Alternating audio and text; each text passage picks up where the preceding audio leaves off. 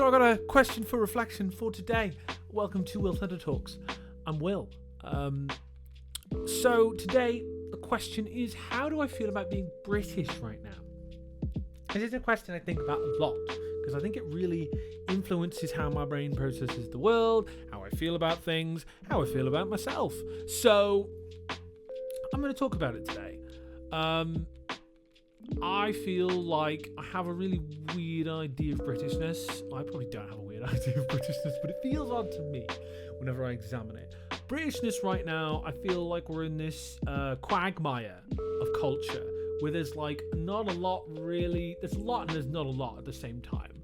I grew up in like old towns, like an old town, near an old town called Shrewsbury. I live in a town called Telford right now. It's a little more modern, but still kind of oldie. But Shrewsbury's very like oldie worldy.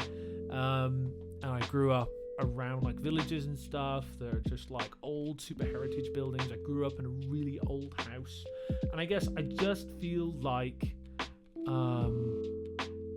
even though like I'm an adult now, right, 31-year-old man. I still feel like the world's kind of like not built for my age group necessarily.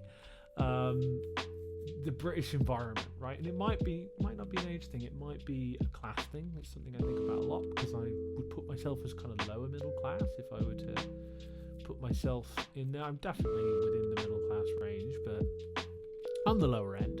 And I think it's hard right now because I feel like a lot of the political climate, I think about, I guess, politics especially because of how it, I guess, communicates with who Britain is now. If we like look at our politicians and the ideas that we've got, and I feel great shame that reform is where it is, and I guess I feel like I also bear a lot of the historic cultural sins of Britain, and I guess I get really, really conflicted about this because, like, why am I carrying these sins, you might call them? It might be the Protestant work ethic that's kind of melting into my brain, but my family's never been of a class that could even inflict any of these wounds that have been inflicted on other generations and cultures for hundreds of years. China with the Opium Wars, India with the Great Occupation, you might say, the British Empire and all that.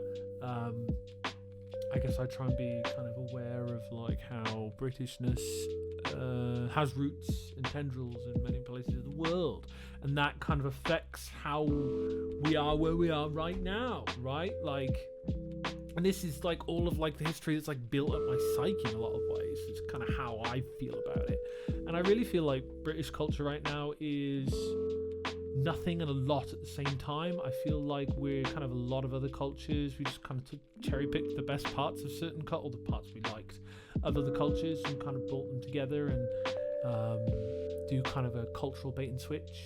And by that I mean we kind of steal stuff that we think is cool and we say it's ours. I mean, even the English language is kind of constructed as a hodgepodge of a lot of European and Anglo-Indo languages, right? German, Latin, French, kind of Nordic, Germanic language all melded into one, to this hodgepodgey thing that I'm using with my face right now is the English language. So in a lot of ways I think there's a core essence to Britishness right now, and I think it's bringing out kind of the best of the world in a way, right? Like if we're this big hodgepodge, a bunch of different cultures, hopefully parts of that are like the best parts of all of that. So in a way, like we're like combining all of the good things in theory, and I feel like British culture on the whole is very like multicultural and very accepting culture, and I love that it's multicultural personally. I love that I get to like learn about a lot of different perspectives, religions, cultures, and they all kind of like blend into their own unique flavor of it in combination with older kind of Christian values and whatever, like in the older British. I think it's a really interesting combo, and I think there aren't it's not always such an interesting kind of combination of cultures.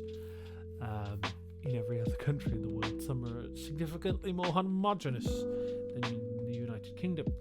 There's nothing wrong with that, but for me, I love that there's like a wide variety of people around me that have different languages, see the world differently. I think it profoundly enriches my awareness of people in the world.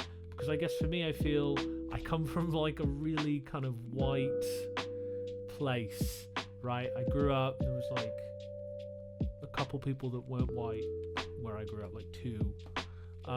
Very monocultural, and I found that very boring because I like to think I'm quite a curious person. So as I've kind of grown up and had more freedom, been able to go and do things myself, I've been really enjoying the opportunity to like soak in more cultures, and like I can kind of do that on my doorstep, which is kind of amazing in a lot of ways. I love that. It's a great privilege of being British right now, and I think ultimately there's so much similar about us than there is different, and I think there are some beautifully compassionate British people. There's a compassion in the British essence from like normal British people. I think there's like a warmth in a lot of British people, and I'm very proud of that. I'm very proud to be part of that.